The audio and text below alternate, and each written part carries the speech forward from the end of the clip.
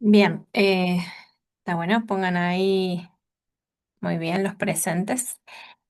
Em, bueno, estuvimos viendo en las últimas clases costos, ¿sí? Hoy vamos a ser más prácticos, ya que es un tema bastante interesante y bueno, tiene muchas particularidades, entonces está bueno verlo en detalle.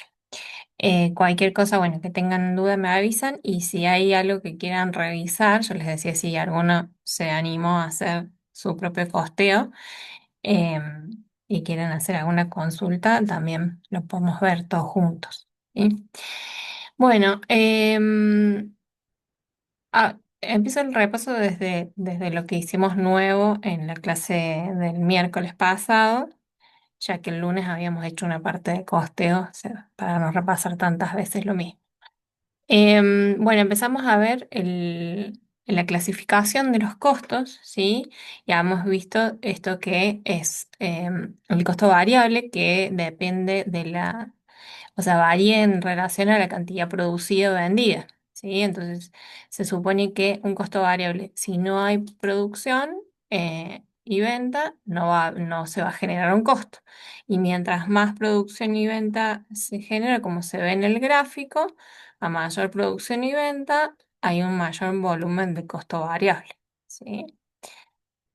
Entonces, los ejemplos que hemos visto, esto de materia prima, de mercadería, de la mano de obra, ¿sí? Los fletes, que en general están también en relación a la mercadería, y que no confundir a ICE con que varíe su precio, ¿sí? Que por lo que sabemos que puede ser por que haya un aumento de precios en general, ¿sí? Una inflación. Esto es en relación a que varíe el precio por volumen de producción o venta. En cambio, el costo fijo, como vemos en el gráfico, va a ser fijo independientemente de la capacidad de venta o de producción, ¿sí? Pero ahí hacíamos la aclaración de que el costo fijo es fijo hasta un nivel de actividad.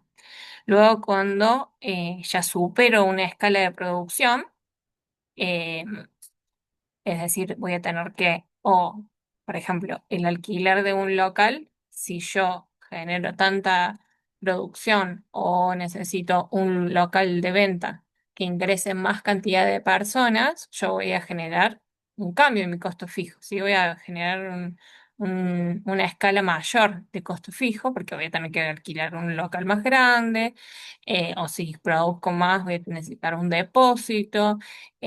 O si tengo máquinas, voy a necesitar un lugar más grande para tener las máquinas, entonces mi costo fijo va a aumentar porque va a generar una escala de producción más grande.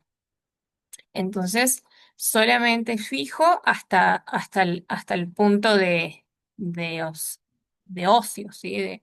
En que yo tengo capacidad ociosa. Cuando ya me supero esa capacidad, tengo que aumentar mis costos fijos, ¿sí? Pasa lo mismo con, por ejemplo, los equipos. Los equipos y la maquinaria también. Va a llegar un punto que si quiero producir más, voy a tener que comprar más máquinas más grandes o mayor cantidad de máquinas y voy a necesitar un costo fijo más alto, ¿sí? Pero bueno, en general, hasta ese nivel, el costo fijo va a tener un valor en general que va a ser constante y que no va a variar en relación al nivel de actividad. Entonces, lo que tengo que tener en cuenta es que si yo no vendo nada, yo voy a tener igualmente ese costo fijo que afrontar. Entonces, el costo fijo es como el más difícil a la hora de costear, o sea, de considerar en realidad, eh, porque ya vamos a ver en números, si yo vendo más, mi costo fijo unitario va a ser más chiquito. Si vendo menos, mi costo fijo unitario va a ser más grande. Entonces me va a costar más me va a costar de la parte fija más valor por cada unidad. Sí, vamos a ver en números que va a ser más fácil. Entonces, bueno, habíamos visto el ejemplo del costo de confección de una camisa, ¿sí? Entonces ahí sí como aparece en la imagen, nosotros tenemos un costo fijo, ¿sí? De alquiler y de servicios, que son X cantidad de pesos, ¿sí? Esta X cantidad de pesos yo la voy a distribuir para hacer el costeo en X cantidad de productos, ¿sí? En este caso, por ejemplo, vemos el ejemplo la imagen, tres camisas, bueno, yo voy a tener dividir el costo fijo en cada una de las camisas y en cambio el costo variable, por ejemplo, la tela o los hilos, lo voy a dividir en la cantidad que consume cada camisa de hilo y la cantidad que consume cada camisa de tela, ¿sí? Entonces va a ser variable a la cantidad que yo genere. Si genero tres, va a ser así. Si genero cuatro, va a haber dos más de costo variable por hilo y por tela, ¿sí? En cambio acá la voy a ir distribuyendo en la cantidad. En números, por ejemplo, vamos a ver primero el costo variable unitario, que está bueno hacer esta como planillita eh, de producto, por así decirlo, porque uno puede tener eh, la confección de distintos productos de indumentaria, entonces voy a tener una planilla de costo por cada uno, ¿sí? Porque en cada prenda voy a tener un consumo distinto, ¿sí? Entonces voy a tener que ir haciendo cada planillita para cada producto, para cada prenda y ir actualizando los precios, ¿sí? Entonces, por ejemplo, podemos hacer así una descripción que sea camisa de trabajo, le podemos poner un código cuando tengo muchos productos en mi lista de productos. Un talle, ¿sí? Porque vamos a ver que no vamos a consumir la misma cantidad de tela para todos los talles, ¿sí? Entonces está bueno determinar ahí el talle para ir haciendo un costeo con cada talle o grupo de talles, porque quizás si tengo muchos talles es como muy engorroso hacer cada talle, ver qué consumo, entonces hago como un grupo en el que más o menos consumo lo mismo y ya cuando veo que hay mucha diferencia, hago otro grupo de talles, ¿sí? Entonces, por ejemplo, en este talle los metros de tela son 1,5 metros. El costo de tela por metro es de 2.000 pesos, o sea que mi costo de tela por cada camisa es de 3.000 pesos, ¿sí? 2.000 por 1,5. El costo de avíos, ¿sí? De botones y demás detalles que tenga la camisa es de 200 y el costo del flete, del transporte de la tela es de 500 y el estampado de 600. Entonces, sumando todos los costos, mi costo variable unitario es de 4.300. 3.000 más 200 más 500 más 600. Bien. Y ahora el costo fijo, ¿sí? Vamos a ver, por ejemplo, que en este caso, habíamos hecho el ejemplo que la mano de obra va a ser fija, ¿sí? O sea, independientemente de la cantidad de camisas confeccionadas, yo voy a tener que pagarle a una persona, a un empleado, un sueldo de, en este caso, 150.000 pesos, ¿sí? Si yo puedo asignar la cantidad de horas que vamos a ver en otro ejemplo, la cantidad de horas que utiliza la persona para confeccionar esa camisa, lo asigno como costo variable, ¿sí? Porque está más bueno determinar bien cuánto es la mano de obra directa para esa camisa, ¿sí? Y si no, si tengo un sueldo que independientemente de la cantidad va a ser fijo, lo pongo como costo fijo, ¿sí? Siempre recordemos que tiene que estar, si no está en un lado, está en el otro, ¿sí? Para no perderlo como costo. Bueno, en este caso de mano de obra, el alquiler, los servicios, entonces el costo fijo total es de 210.000 pesos, ¿sí? Sumando mano de obra, alquiler y servicios. El costo fijo unitario me da 420, ¿sí? Y yo hago como que presumo que voy a producir y vender 500 camisas, ¿sí? En el mes, obviamente haciendo un análisis mensual, ¿no? Recuerden que cuando uno define la cantidad, la cantidad que voy a producir, tengo que analizar el mismo tiempo que el costo fijo que estoy analizando, ¿sí? Si yo estoy diciendo que el alquiler es mensual, yo tengo que dividirlo por la cantidad de productos mensuales producidos y vendidos, ¿sí? Entonces, en los dos ejemplos acá, por ejemplo, si produzco 500 camisas, mi costo fijo va a ser 210, ¿sí? No va a variar de acuerdo al nivel de actividad. Y si produzco 400 camisas, va a ser 210, ¿sí? Pero mi costo fijo unitario sí varía. Acá vemos cómo genera esto que se dice acá, sensibilidad del costo fijo unitario al nivel de actividad, ¿sí? Entonces, cuando tengo menos producción de camisas, mi costo fijo aumenta, unitario, ¿sí? A menor producción, el costo fijo unitario aumenta. Por eso, uno conviene producir más camisas para disminuir este costo fijo unitario por camisa, ¿sí? Como les decía al principio, eso va a depender de hasta dónde yo pueda tener mi capacidad ociosa. Después ya, de cierto nivel de producción, voy a tener que aumentar sí o sí el costo fijo.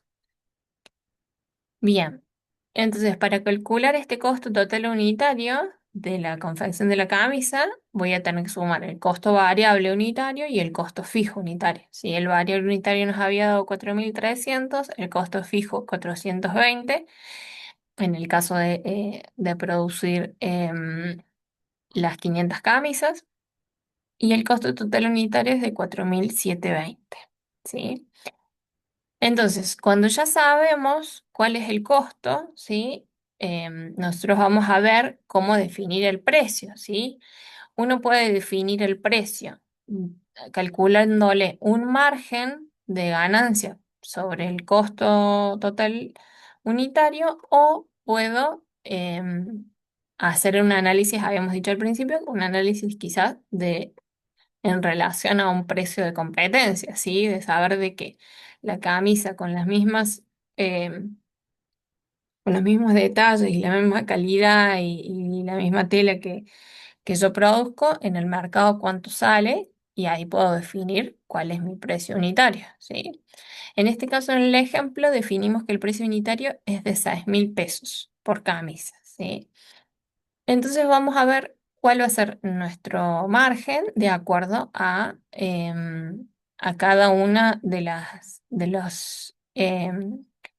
cantidades de producción que tenga en el mes, ¿sí? ¿Qué es lo que me va a variar? Por lo que venimos analizando, lo que me va a variar es el costo fijo unitario, ¿sí? Porque el costo variable va a variar de acuerdo a la cantidad de camisas, o sea que me va a quedar como fijo en el, en el unitario, ¿sí? Entonces, acá si producimos 500 camisas, mi costo total unitario va a ser de 4.720 y el precio va a ser 6.000. Entonces, mi margen es de 1.280, ¿sí? En cambio, cuando produzco menos camisas, produzco 400, mi costo total unitario va a ser de 4.825, mi precio unitario es 6.000 y mi margen 1.175, ¿sí? Tengo menos utilidad, menos ganancia por unidad. En cambio, al hacer más camisas, al producir 600 camisas, mi costo total unitario disminuye, es de 4.650 y mi precio unitario sigue igual de 6.000 y mi margen es de 1.350, ¿sí? O sea que aumento mi utilidad por camisa. Bien, entonces de acá podemos sacar el margen, ¿sí? Y podemos sacar también el porcentaje de ganancia, ¿sí? En cada caso, ¿sí? Si uno eh, divide el margen sobre el precio, me va a dar un porcentaje que es el margen de sobreventa, ¿sí? Que eso uno lo podría ir aplicando, ahí lo vamos a hacer en un ejemplo de números que va a ser más fácil de ver, lo puede ir aplicando en, en el costo, o sea, para hacer el análisis al revés, en vez de tener el precio unitario definido, ¿sí? A partir del costo, saco cuál es el margen que quiero ganar, ¿sí? Bien. Y otro análisis que habíamos hecho es el análisis del punto de equilibrio, ¿sí? El punto de equilibrio es en donde las ventas son iguales a los costos, ¿sí? Entonces, en ese punto yo no gano ni pierdo, ¿sí? En el gráfico tengo las ventas en color rosita, los costos totales en el color verde, ¿sí? Y mi punto de equilibrio acá, en el punto amarillo, ¿sí? Entonces, ¿para qué me sirve sacar este punto de equilibrio? Para saber la cantidad que tengo que producir, ¿sí?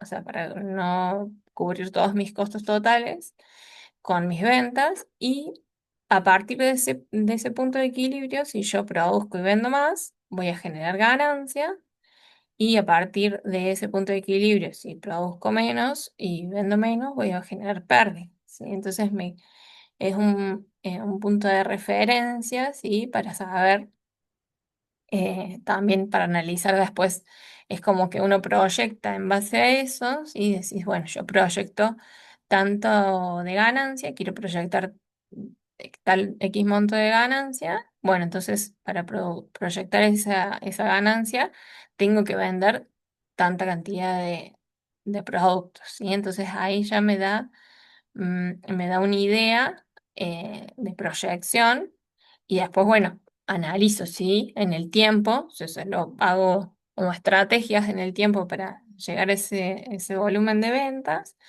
y cuando va a transcurre el tiempo, ver si se cumplió o no, ¿sí? Lo que venimos haciendo en las proyecciones. Bueno, y entonces para calcular este punto de equilibrio, ¿sí? Que determina cuántas unidades debo vender para cubrir todos los costos, se calcula de la siguiente manera. Se calcula, la fórmula es los costos fijos sobre la contribución marginal, ¿sí? Y la contribución marginal es igual al precio menos el costo variable, ¿sí? O sea que si yo al precio le saco el costo variable, se supone que lo que me queda, esta contribución marginal, es lo que me falta para cubrir el costo fijo, ¿sí? Entonces, por eso es que la división me da la cantidad de unidades que necesito para cubrir ese costo fijo. ¿Sí? En el caso, o sea, yo ya cubrí con el precio el costo variable y al dividir el costo fijo con la contribución marginal me da la cantidad de unidades que me hace cubrir todo mi costo. ¿Sí? Matemáticamente me da ese punto de equilibrio. En el ejemplo, nosotros teníamos que los costos fijos eran 210.000 pesos sobre la contribución marginal me da 1.700 que son los 6.000 pesos de precio de venta menos 4.300 del costo variable, ¿sí? Entonces me da que yo tengo que vender 124 camisas para generar este punto de equilibrio en donde no gano ni pierdo, ¿sí? O sea que si se supone que en el caso del ejemplo que mensualmente se vendían 500 camisas, estaría teniendo ganancias, ¿sí? Ahí vamos a hacer el cálculo de cuánta ganancia, cuánta utilidad tendría en ese caso. Sería el resultado económico, ¿sí? El resultado económico es el total de ingresos por venta, ¿sí? Menos el total de los costos fijos y variables, es igual al resultado económico o la utilidad, ¿sí? La utilidad bruta. Em, entonces, en el caso de vender 500 camisas, mis ingresos por venta son de 3 millones, que sería 6.000 pesos cada camisa por 500. Y si le resto el costo variable, que es este costo total, variable mensual, de 2.150.000, menos el costo fijo de 210.000, mi utilidad bruta es de 640.000 pesos al mes, ¿sí? Entonces, yo tengo una utilidad em, al vender más de 124 camisas, ¿sí? Estoy vendiendo 500.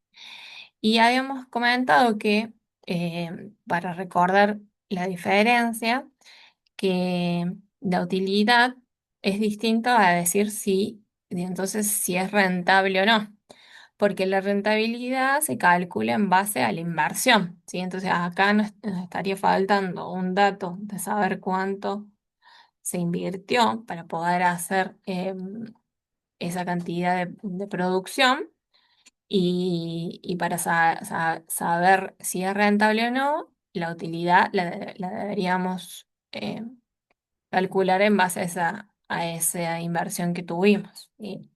Entonces son distintos conceptos. Una cosa es si se genera utilidad o ganancia, otra cosa es si es rentable. em, y otro cálculo es el margen sobre las ventas, ¿sí? Que es ya es un porcentaje. La utilidad bruta es un número que puede ser, en este caso lo estamos calculando mensual, y el margen es un porcentaje de esa utilidad sobre las ventas totales, ¿sí? Que en este caso, por ejemplo, nos daría, si calculamos el margen sobre ventas, sería 640.000 dividido los 3 millones de ventas, nos da un margen sobre venta del 21%, ¿sí? Un 21% de margen sobre venta.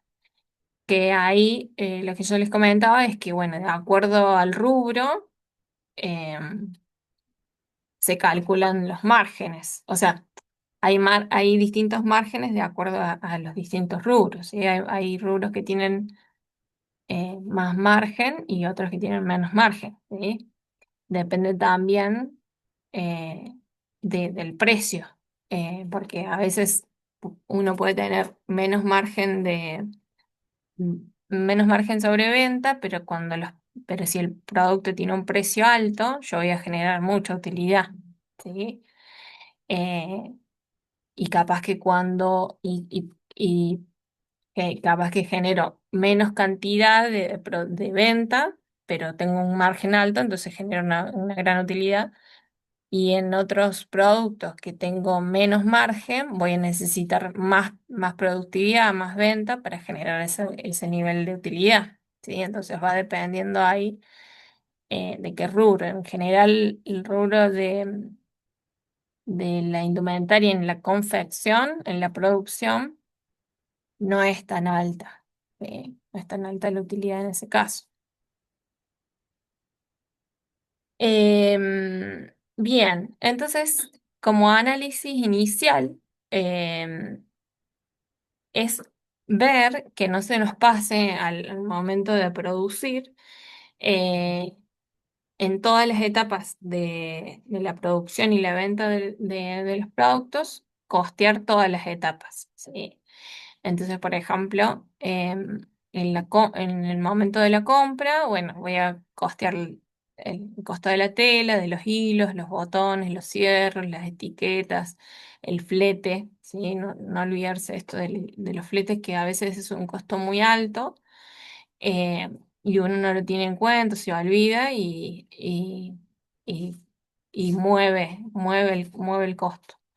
Más en donde nosotros, en la zona en que vivimos, que para que nos llegue la mercadería, sí o sí es necesario el transporte. Em, Después, al momento de producir, ya voy a tener el costo de la mano de obra. En el caso, por ejemplo, esto de confección, puede haber distintas personas que hagan distintas etapas dentro de la producción, una que haga el corte de la tela, otra que haga la moldería, otra que haga la confección, otro que haga el estampado, otro que haga el bordado, ¿sí? Entonces tengo que ir costeando cada uno de los intermediarios. En el caso de tener un local, ¿sí? Un local físico o un depósito puedo tener. Em, el alquiler si no es propio el lugar, los servicios de luz, gas, de agua, internet, todo. todo lo todos los gastos que son necesarios para tener el lugar eh, en funcionamiento, ¿sí?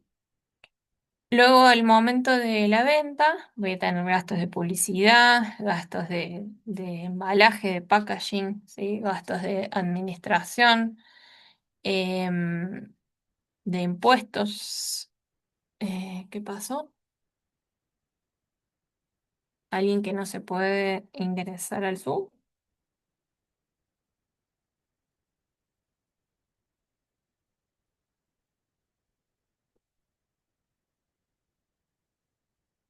Sí, qué raro, porque ahora ingresan todos automáticamente, así que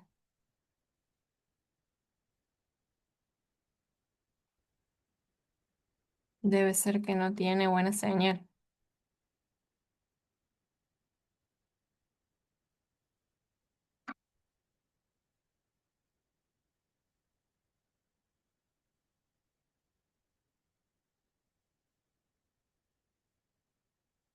Bueno, ahí veremos si puedo entrar. Em, Bien, entonces al momento de la entrega, por ejemplo, también vamos a sumar el transporte si es que tenemos que hacer ahí una logística de envío, ¿sí? También es interesante estos costos que a veces son costos medios ocultos, que son, puede ser un costo de devolución, ¿sí? O de rotura, ¿sí? Un error en algún envío, ¿sí? Esos costos que hay que analizar, em, porque pueden también estar generando mucho costo y uno no los tiene en cuenta, ¿sí? Y capaz que em, también también hay que analizarlos si demuestran que, bueno, en alguna de las etapas de producción hay algún error, ¿sí? Por eso que esté sucediendo algo que o haya un error en el envío o haya una rotura o devuelvan el producto por alguna falla, ¿sí? Y luego, al momento de cobro del cliente, también vamos a tener otros costos que pueden ser de en los medios de cobro, ¿sí? Como sabemos, si uno cobra con débito o crédito, vamos a tener los costos del postnet, ¿sí? O de la billetera virtual que usemos, Mercado Pago, la que sea. Em, que también antes uno quizás no los consideraba porque no eran tan altos y hoy en día eh, son muy altos, ¿sí? Por eso es que también se analiza esto eh, de incentivar los cobros en efectivo, ¿sí? De hacer quizás algún descuento por en efectivo, ya que por otros medios cada vez están cobrando más en la gestión, ¿sí? Em, sí, te descuentan un montón, tal cual. Y hay que hacer bien el número, porque a veces, porque eso hay que trasladarlos directamente al precio, ¿sí? Eso se traslada directamente al precio. Más cuando, por ejemplo, se cobra con tarjeta de crédito, ¿sí? Que ahí es en cuotas, eh, es súper caro. Y es caro también toda la gestión administrativa detrás de eso, porque em, las acreditaciones no. Claro, dice Anto, perder los clientes porque tenés que sumar un porcentaje de interés, tal cual.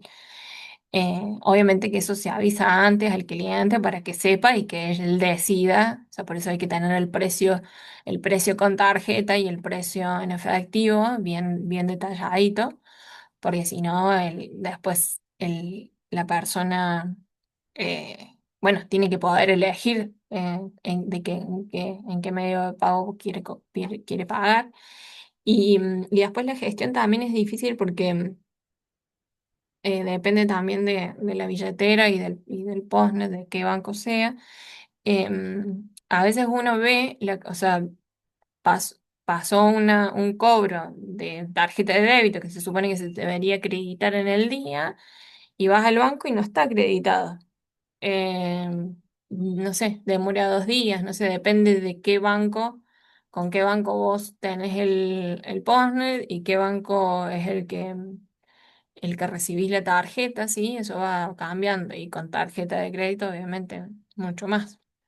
Entonces, después para conciliar los ingresos, ¿sí? Uno registró que ingresó la venta, pero después en el banco me aparece la acreditación 2 o 3 días después, entonces se hace un lío al momento del control, ¿sí? De que no nos dan los saldos de acuerdo a lo que yo voy registrando y hago una conciliación con el banco y no me dan los saldos, ¿sí? Entonces, eso también es para analizar. Bien, bueno, a ver, bueno, en cualquier momento se va a cortar y después volvemos. Sí, lo mejor es el efectivo, o sea, para uno como vendedor, lo mejor es que te paguen en efectivo, sí, es lo más fácil obviamente en la liquidez de tenerlo al momento y también para cancelar a los proveedores también lo mejor es el efectivo, porque también le pasa al proveedor lo mismo y quizás al pagar en efectivo tenés también algún beneficio. Y Silvia dice, a veces no queda más que tarjetear. Claro, sí, a veces uno no llega y al momento eh, de pagar también no llegamos y tenemos que hacer transferencias. Claro, en transferencias, claro. Anto dice que también a veces hay que pagar con transferencias. También depende eso, de que si uno está comprando para que te envíen esa mercadería, ¿sí? Que pasa mucho en la zona, eh, porque bueno, no tenemos industrias acá, entonces la mayoría vienen de otras ciudades y además, obviamente que los precios son mucho más baratos y entonces, bueno, tenemos que transferir y bueno, eso nos queda más difícil pagarlo en efectivo si es que no viene el proveedor hasta la zona. Pero bueno, uno si lo piensa es más beneficioso cobrar en efectivo y poder pagar en efectivo. Pero bueno, uno se va acomodando ahí. Bien, entonces vamos a ver, creo que en cualquier momento se va a cortar, pero vemos un poquito más. Entonces, para hacer esta estructura de costos, ¿sí? Vamos a ver que